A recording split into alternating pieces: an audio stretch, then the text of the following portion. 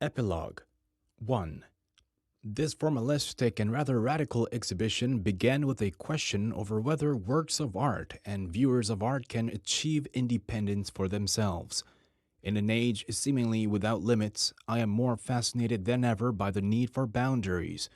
This attitude clearly runs contrary to the relational styles prevalent in almost all fields today.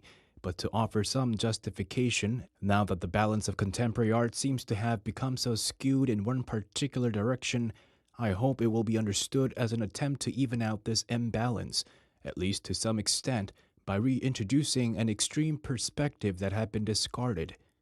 Thus, most of the works in this exhibition are creatively self-contained in terms of form.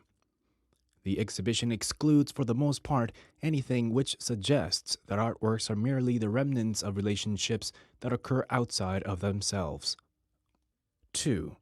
Through the exhibition, we sought to rediscover and recognize values that have been excluded from existing value systems, and to be open to diversity, relativity, pluralism, and multiplicity. Defining the role of artists more as producers and intermediaries promotes the possibility for audiences to reset the relationship with both them and their artworks. By forcing a new condition of anonymity onto works obviously created according to the deliberate intentions of artists, we attempt to break out of the constraints of the roles assigned to each member of our existing art world and explore new possibilities for debate. By intentionally removing from the equation the status of artists and works within the art world, the relationships between artists and works, and their historical contexts, we examine how artworks can be unidentified and tease out the essential characteristics that constitute the true identity of a work. 3. The exhibition emphasizes that the allegorical property of contemporary art after postmodernism is highly contradictory. The suffocating relationship between a work and all that is extraneous piled upon it does not enrich the meaning of that work, but rather manipulates viewers to be led only by the most obvious external factors that it has been decided the work relies upon. Following them can be like wandering through a complex maze, within which one has been induced to believe there is only one entrance and one exit.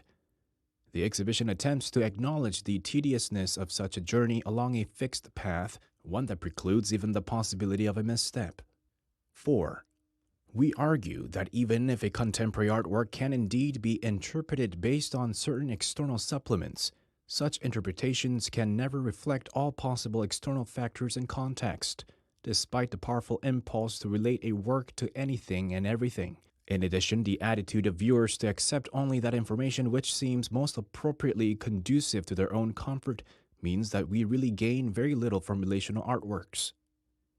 Indeed, this seems to be the cause of all the confusion. 5. Certainly, artworks are always relational because they need an audience at all times, and there is no need to exclude completely such relations from the realm of art. However, I believe that a valuable model can be developed in which the internal and external elements of artworks are properly harmonized.